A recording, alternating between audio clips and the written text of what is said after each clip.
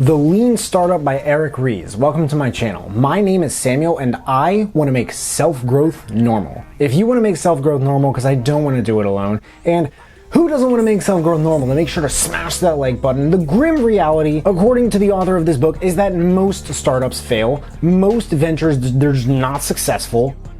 What's the difference between the last two things I just said? I don't know. And most products just don't live up to their precipitate potential. Yet the story of persistence, creative genius, and like work ethic it always seems to prevail. Why is it so popular? He says it makes success seem inevitable if you just have the right stuff, right? It just makes things, like the small things, seem like they matter less. It de-nuances the fruits of labor, or I guess the labor of fruits. This guy grew up programming computers, engineering, so from the get, he was on the product development side of things. Eventually, he became hungry for management and leadership and brushed up on the, rather entrepreneurial side of his knowledge. Believe me, I've been there. I'm still there, kind of, but I'm upstream, I am moving up. Just like the thumb on the like button, if you could smash that, that would mean so much, because, a lot of work really goes into making these videos, and it helps a lot with the YouTube algorithm. He says that we are on the dawn of the 2nd century of management. So it is our challenge to do something great with what we've been given. I swear, this sounds so vague, I know, but bear with me. There are 3 parts in this book. I'm gonna go through some thoughts I had on each chapter. In each one, they're called Vision, Steer, and Accelerate. I think the rest of the book is complex enough, or it covers complex enough terrain for him to just make the choice of, giving us simple one-word chapter titles. So let's talk about these. I'm going to read some standout quotes from the book, and I'm also going to say who I recommend the book to, as well as what books to maybe check out next. Vision makes the case for a new version of entrepreneurial management. Right off the bat, the most interesting thing about at least the beginning of this book is how evident it is. Not in an annoying way, because I have heard annoying ways this could be evident, but that the author has networks and networks of people he's consulted and worked with in this very topic, this framework. In the beginning, I love what he says about the stories of, Snaptack or something like that, and Intuit, which is a lot more, that name probably sounds very familiar. I did my taxes with TurboTax. But what he says about the concept of the intrapreneur. Call me a hipster.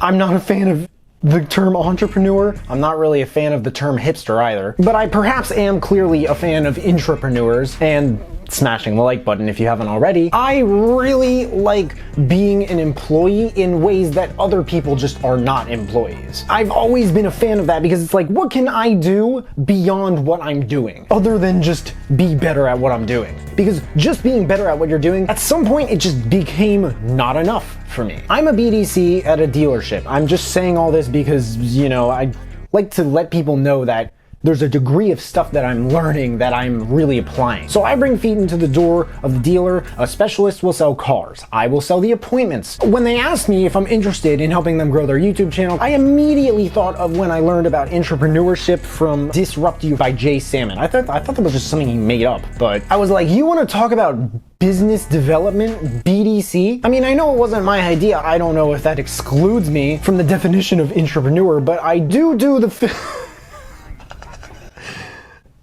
I said doo-doo. I do the filming, editing, and uploading and everything like that. And now I'm the one bugging them about it every time we're getting this new vehicle. Like, we're getting this new vehicle? Come on, we have to do a video on it. The chapter Learn about app testing with teenagers, I actually found it kind of funny for some reason. Of course, they don't want to share the app with their friends if they don't genuinely think it's cool to have and use. A lot of people are so self-conscious about what apps they tell their friends about, and understandably so. So why don't you find a way to work around that? Well, that's part of innovation, right? Asking the right questions. I also found myself thinking about the book Range by David Epstein, about how generalists triumph in a world where people are becoming so commonly expected to become specialists. Like, in some maybe obscure ways, this book reminded me of that one. Very different books, but if you're on the product development side of things, how can you communicate in a way that really makes the most sense to someone in direct sales or internet marketing or accounting? And I say this as like,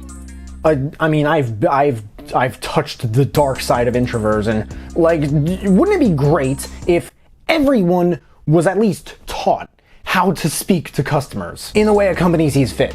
Steer, the next part, dives into the process in detail, showing one major turn through the build, measure, learn feedback loop. When I heard terms like build, measure, learn feedback loop, I was like, something about this sounds so much more abstract to me than I'm hoping it probably is. The way he explains Facebook and how it validated its growth hypothesis before looking for funding reminded me a little of the Instagram story and its acquisition from Facebook in How to Build a $1 Billion App by George Burkowski. He talks about so many different stories of startups. Like I love the breadth of different startup stories that he tells in this book. Big like Aardvark and Food on the Table and Wealthfront, big like Groupon and Intuit and Dropbox and Zappos, big like Toyota and this dude's a huge fan of Toyota. Like a lot of the idea of lean startup came from something that he got from Toyota. And he talks about Toyota so many different times throughout the book.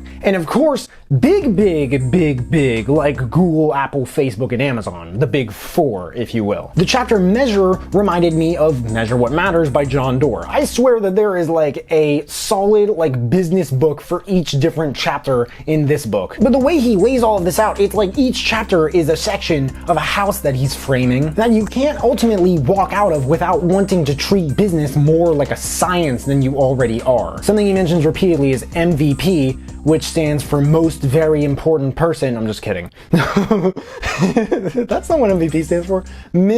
What is it?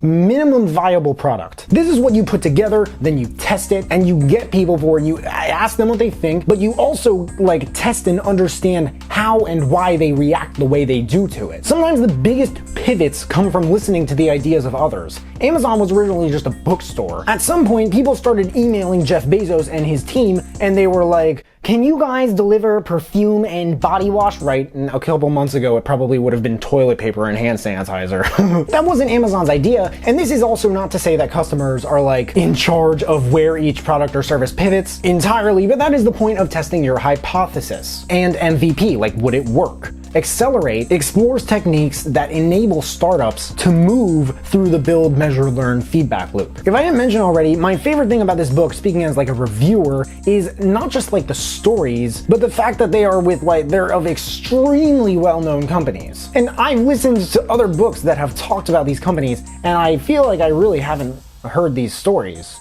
If I have, it was definitely not that many times. My favorite was the one about Wealthfront, and no, not because they're the online bank I use for my savings account. I don't know, you just wouldn't use an online bank like Wealthfront and think that it actually started out as a game. Something bad about all the different companies that they have in common that he chose to talk about, I'll address that a little later in the review. But in terms of chapters, the growth chapter was easily my favorite because, I mean, growth is my one word, if you will, but the different growth engines, viral, sticky, and paid, this just blew my mind into bits. A lot of the Adapt chapter revolves around the 5 whys meetings, where you sit down and with a team and you talk about why things have gone wrong by asking why things have gone wrong 5 different times in order to get to the root of why this or this wasn't or isn't working. I'm not sure what I disliked about this book. Something I do in a lot of my reviews is look at the top helpful reviews from Audible and see what they have to say, because there are things from time to time that go over my head, or if that's not the case, I just don't address them in the review for whatever reason. So let's look at some of those, shall we? Jason Comedy gave it a 3 out of 5 stars. He says, it's informative and mature, but not really original or essential. If you're a consultant and read business blogs or have launched a few products in your time, you probably won't learn much.